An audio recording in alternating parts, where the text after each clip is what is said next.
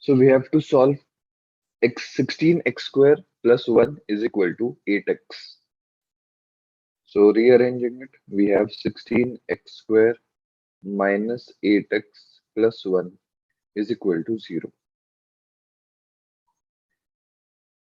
Now, if we compare it with the standard form, we have your a is equal to 16, b is equal to minus 8, and c is equal to 1. If we take the product AC is equal to 16. Now, we have to factorize 16 in such a way that the addition of the factors should be minus 8.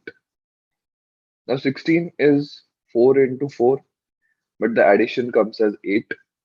Other possibility is minus 4 into minus 4, which comes out to be minus 8.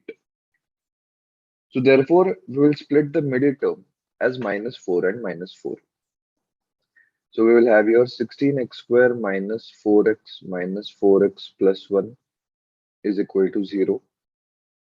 So taking 4x common, we will have your 4x minus 1. Taking minus 1 common, we will have your 4x minus 1 is equal to 0. So therefore, we can say it is 4x minus 1 whole bracket square is equal to 0. So therefore, we get the value of x as 1 by 4. So this is our root.